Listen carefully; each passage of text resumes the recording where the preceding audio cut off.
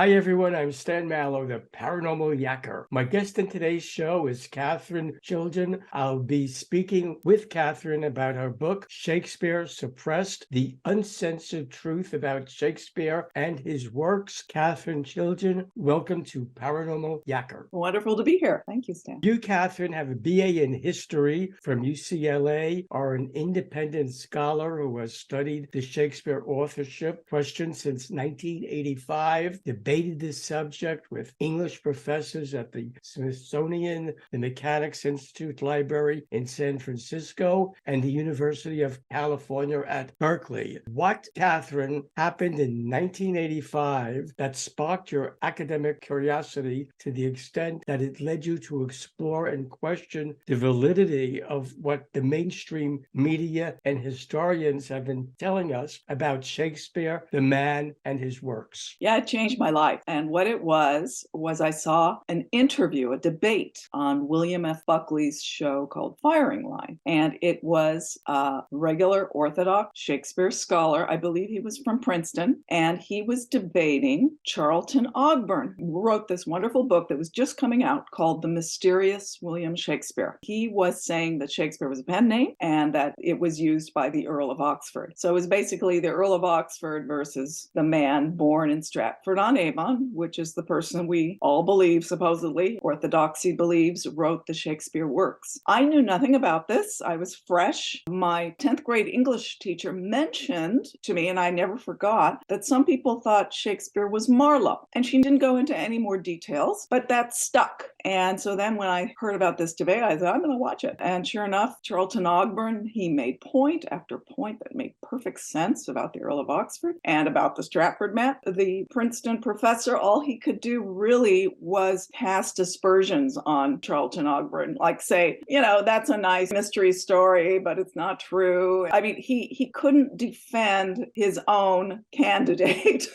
I thought that was strange. So, of course, thereafter, I read the book, Mysterious William Shakespeare. From that point on, I just wanted to tell everybody about it. It hasn't stopped, that same passion for this topic, because one of the greatest authors of the English language and of plays and poems, he's not getting credit for them. And, you kind of sympathize with the true author. So that's behind it, too, the justice. Outside of London, Stratford-upon-Avon has the greatest draw of tourists in England because it is known as the birthplace of the great author, William Shakespeare. You, Katherine, think that this is factually incorrect. Why? When I really started to dig into the authorship controversy, I really want to take a look at the Stratford man and what makes Shakespeare professors so confident that they have the right man. So I looked at the evidence, and I very soon found out that all the evidence is posthumous for the man from Stratford. Nothing in his lifetime. And that goes against authorship for any other author of that period. It is really a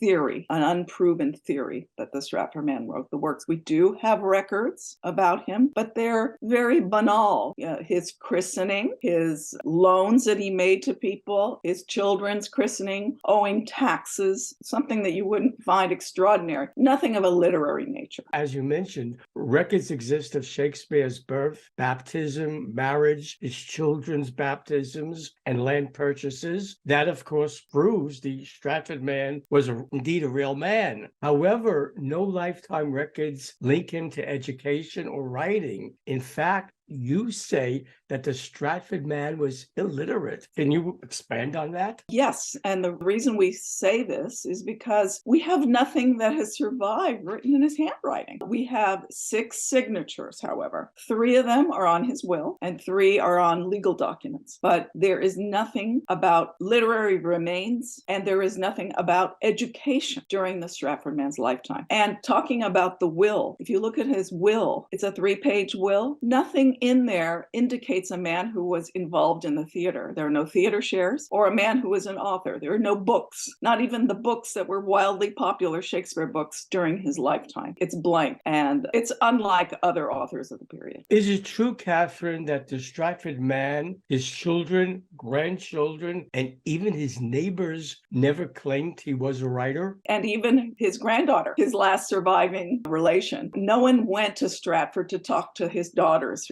her surviving daughters or granddaughter. The town itself didn't recognize that they were the home, the birthplace of the great Shakespeare for at least 100 years after his death. It was something that really started in the mid-1700s when an actor named Garrick, he was the one who started to putting festivals in Stratford-on-Avon. But before that, nothing. Many people have said Shakespeare was a working actor, writer, trying to earn a living. You claim that's a myth. Why do you say it's a myth? Because, again, we don't know what roles he supposedly acted in. There are other actors like Edward Allen. He was a really big star during that period. We have all sorts of things. We even have a manuscript with his notations of how to act a certain way for the stage. We have other things, letters, but zero. We know that Edward Allen, the roles that he played, we know these things. They say that Shakespeare was an actor, a really good actor. Well, what roles did he play? It's blank. Now, what is not blank is his involvement in the theater. He was a real person named William Shakespeare, and he invested in the Globe Theater and the Blackfriars Theater. He also received a payment with 2 actors for a performance before Queen Elizabeth. He received money. Finally, in 1603, William Shakespeare was named as one of the founding members of the King's Men Acting Company. That was after Elizabeth died and the new king, James, he formed an acting company. That's all. Acting and theater shareholding is basically all we had, and payments, but nothing of a literary nature, no references to roles he played or nothing in his handwriting. You, Catherine, believe that William Shakespeare was a pen name. What leads you to believe that? It can be inferred that the name was a pen name because people of the period did not say they knew him. And if you look at educational records like Cambridge, Oxford, law schools, places like that, or even schools in London, they had some, were not college, there's no William Shakespeare listed. Everywhere you look for a sign of him, it's blank. You add up all these zeros, and then it comes to make sense that the name was a pen name. And then when you look at the title pages of some of the plays, oftentimes, about half the cases, there was a hyphen separating shake and spear, making it a noun and verb, like spear shaking. That was an indication of a made-up name when that occurred. You add all these things up, plus the fact the Stratford man himself never claimed to be an author. And as you mentioned, his family too, it more and more is looking like a pen name. One of your chapters in Shakespeare Suppressed features comments about Shakespeare made by fellow writers in print. What do they say about him, and why are these comments not generally known? You have to read them figuratively as well as literally. Like, for example, in 1611, one contemporary wrote that he called Shakespeare our English Terence. Back in this period, we're talking, the 1500s and early 1600s, Terence was believed to have been the front of 2 patrician authors. Now we're talking ancient times. Terence was an ancient Greek dramatist. But in Shakespeare's time, it was believed that Terence really was the front for these aristocratic authors. So when he says our English Terence, William Shakespeare, and he put a hyphen between shake and spear, that is telling us that this person believed that Shakespeare was a pen name. Shakespeare's works were very famous during his lifetime, but you say that no one noticed his death. How could that be? How could such a thing happen? That's another incredible thing. Back then, whenever a poet of note, died, his contemporaries someone would note it. For example, example, when Edmund Spenser died in 1599, many co-authors wrote a little tribute to him. Even we have an account of his funeral. It was later, but it was an account of his funeral that many authors went to it and that they threw pens into his grave. The idea that one of the most famous authors of the period, his death in 1616 went unnoted, is very suspicious. And it's unlike the other authors of the period. And when we were talking, you mentioned that one chapter has contemporary notices of Shakespeare. Again, in figurative language, somebody said he died in 1607, and that was William Barkstead, and he said that Shakespeare was neighbor to the Muses. The Muses were the goddesses of the arts. They don't live on earth, they live in the heavens. If Shakespeare is the neighbor of a muse in 1607, it means he's dead. That's 1607. The Stratford man died in 1616. So that, is right there, tells you something. And 2 years later, in 1609, when Shakespeare's sonnets were published, the dedication referred to Shakespeare as our ever-living poet. The term ever-living is usually applied to somebody who has recently died, but whose reputation, name, works will live after him. Stratford man had 7 years to go at that point. Contemporaries did say these things, but they did it in sort of slightly cloaked manner, where you really have to read into it. You, Katherine, say most Shakespeare biographies are greatly speculative. Why is that the case? Sadly, it's the case because they don't have any literary life for the great author. If he were the Stratford man, what are you going to do? You're going to probably speculate. Sometimes they don't even mention that it's speculation. That's all you can do, because the Stratford man, as we mentioned before, what we know about him is very banal. It's not related to literature or education. What are they going to do? Or these authors give an account of the period, or another author, like they'll say Ben Jonson did this, so therefore probably Shakespeare did the same thing. So they have to kind of gauge it that way. If the Stratford man was not the great author, then why didn't the real Shakespeare say who he was, or why didn't others say so? That's the great question. And I would say the true author, who I believe was the 17th Earl of Oxford, his name, Edward de Vere, he was a nobleman. And during this period, there was like a social code. People of high rank like that are really not supposed to be involved in quote unquote frivolous activity. They use that term, frivolous. Somebody did during this period. You don't want to destroy your reputation by dabbling too much in the arts and having it, kind of be your obsession, like it must have been for the Earl of Oxford. You were supposed to be doing serious things like being a counselor to the Queen, or a general or governor, or something along those natures. I think what was going on, he ended up writing these works, and he was actually known as an author, a playwright during his lifetime, but we don't know what those plays are. But of course, we think they're under Shakespeare's names. After his death, it would have been fine for a nobleman playwright to have his works published and with his name on it. It should have happened. It would have been fine. And I can give you a perfect example. Sir Philip Sidney, people may have heard him. He was a soldier and poet and a courtier. So during his lifetime, his works were not published. Maybe a few political tracts or literary tracts about literature were published, but not with his name on it. After he died, about 5 years later, his own sister, who was a countess, she published his Arcadia, the title of one of his long fiction works, and it had his name on it. It had her name on it too. That was kind of a social code back then. So why didn't the Earl of Oxford get credit after his death? That's our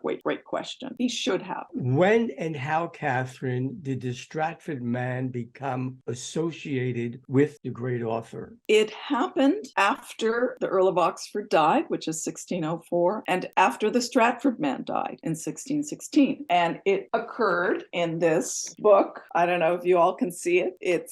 They call it today the first folio. Actually, this year of 2023 is the 400th anniversary of its publication. And what it is a book of 36 Shakespeare plays, the first collected edition of Shakespeare's plays, 1623. And the opening 15 or so pages have tributes to Shakespeare. In one tribute, we have mention, a tribute to Shakespeare. It was by Ben Jonson, who who was another playwright of the period, and he called Shakespeare Sweet Swan of Avon. You turn the pages, and there's another tribute making mention to Shakespeare's Stratford monument. Avon on one page, Stratford on the other, and people, bingo, Stratford-on-Avon was where Shakespeare lived, even though that phrase was not in the works at all, anywhere in the opening pages. So it made you think that he was from Stratford-on-Avon. Now, if at that period you did go to Stratford-on-Avon, there was a monument to a Shakespeare in Stratford-on-Avon in their church.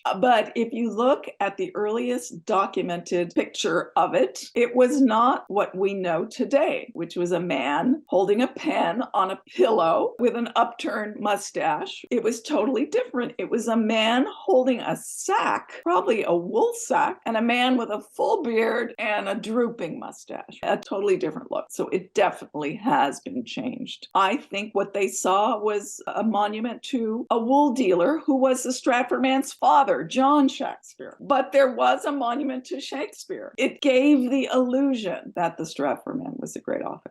English professors say that no one questioned the Shakespeare authorship for about 250 years after his death. Is that true? Yes and no. The first book about the authorship controversy came out in the 1850s. And it picked up thereafter. So this has really been kind of a raging controversy for over 170 years. However, in 1640, which was a couple decades after the Stratford man died, a book came out, and it was Shakespeare's poems. And they had that black and white image that I showed you just now, very famous image of Shakespeare. And underneath it, there was a little verse. And the first line was, "This shadow is renowned Shakespeare," with a question mark. The soul of the age, question mark. Right off the bat, you have questions going on. Now, this is 1640. So they were obviously criticizing the folio image, saying, this guy really is Shakespeare? But it didn't develop further. However, you can give a reason for it in the same year. A book called Wit's Recreation, 1640, they say to Shakespeare, "Shakespeare, we must be silent in thy praise." That's a very odd statement. So you weren't apparently allowed to openly comment about Shakespeare even as late as 1640. So something dangerous was going on.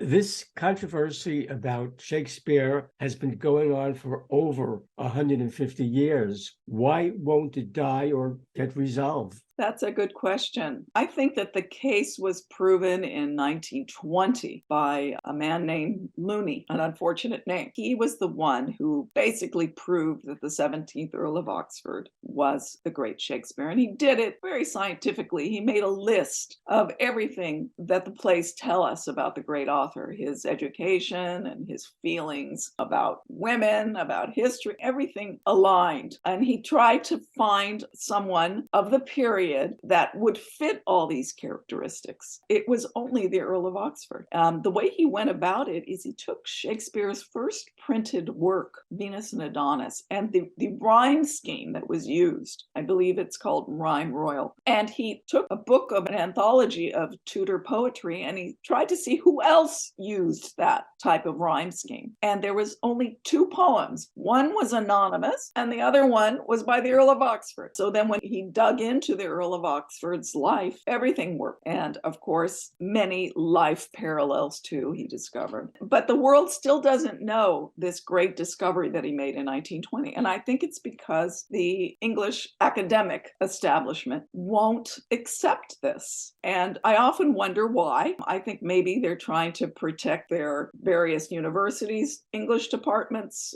They're trying to protect their own reputations. They've invested much time in books and articles and things like that. If it was found that he was really somebody else, their works are going to be ignored. I mean, there could be many reasons behind it. The Shakespeare Birthplace Trust in England, they're really like the bastion of the Shakespeare establishment, and they were offered a £40,000 reward to prove that the Stratford man was the great author in a mock trial, and they would not accept it. And that kind of tells you that, what does it mean? It means that maybe they're not so certain that they could win. Should viewers of Paranormal Yacker want to buy Shakespeare Suppressed, the Uncensored Truth about Shakespeare and His Works, and learn about other books you've authored, how can they do that? Well, they can go to shakespearesuppressed.com. They can contact me there too if they like. It's also on Amazon, but I would encourage people who are interested in this topic to go to the Shakespeare Oxford Fellowship.org site. They give a great overview of the Earl of Oxford, who we believe is a true author. There's also in England the De Vere Society. They have a great website. And also there's doubtaboutwill.org. And what this organization did, which I'm now a board member of, they created a declaration of reasonable doubt to doubt the traditional Shakespeare. So you can read the declaration. It's not very long. And if you agree with it, you can sign it and you can be among the many signatories. There's right now over 5,000. Many of these signatories are people with high academic degrees, and you can read, you can see all yourself. There's also some famous actors like Sir Derek Jacobi and Sir Mark Rylance, Shakespearean actors, who also believe there's a problem with the Stratford man. Katherine Chiljan, I thank you for being my guest on Paranormal Yacker. Yakking with you has been quite enlightening. Thank you. Thank you so much, Stan. Hi, everyone. This is Stan Mallow, the Paranormal Yacker. I hope you enjoyed the interview you just watched. To be sure, you're amongst the first to receive new interviews when they're released and to have access to previous ones, subscribe to my free YouTube channel. To do that, all you have to do is press the subscribe button on your screen.